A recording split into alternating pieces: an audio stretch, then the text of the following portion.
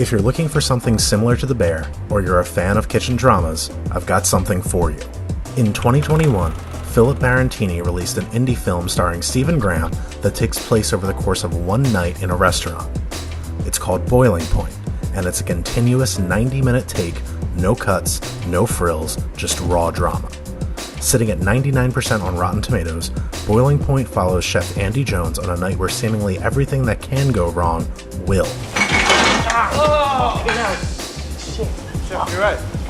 As the leader of a fine dining restaurant that is generating buzz, he oscillates between emotions as he attempts to balance the needs of his customers, investors, and staff.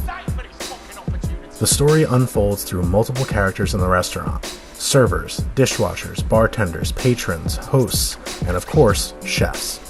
If you've ever worked in a restaurant, the experience of the film will feel familiar in ways both good and bad. The film is a feat of directing, not only balancing more than a dozen major characters with their own independent motivations, but with representing the entirety of the story without the ability to edit. Filmed at the start of the pandemic, the production was set up to get 8 continuous takes of the entire story, but instead only managed 4, and was then forced to shut down in March of 2020. You talk to us all like we have the dirt on the bottom of your fucking shoe. Well, I'll tell you something, love, I've had enough of it. I do not fucking like you.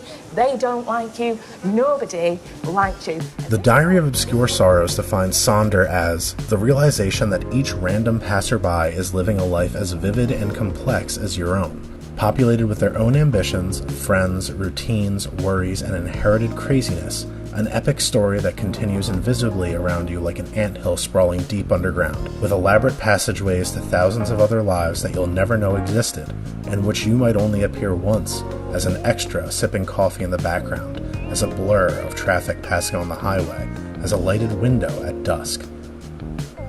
This feeling is one of the key elements of Boiling Point. We are given moments with different characters all living their own lives and going through their own struggles, yet we are never able to see them resolve. When the film ends, it feels like leaving a job where you got to know a bit about everyone, but will never know who they will go on to be. To me, the most important theme of Boiling Point is the myth of accompanying skill sets. Our main character, Andy, possesses extreme culinary talent, with everyone who tastes his food recognizing his mastery of craft. Yet, it is because of his talent that he ascends to a point where he is expected to take on roles that he has no aptitude for. Leading other chefs, managing a place of work, keeping everything up to regulation, handling finances, and balancing his personal life.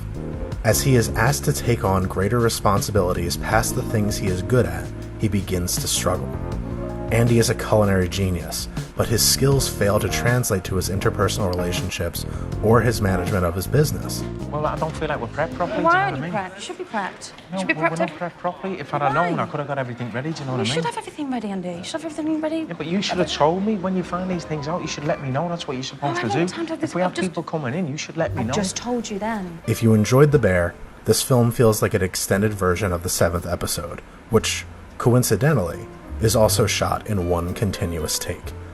I'd recommend Boiling Point for fans of movies about restaurants like Chef or Burnt.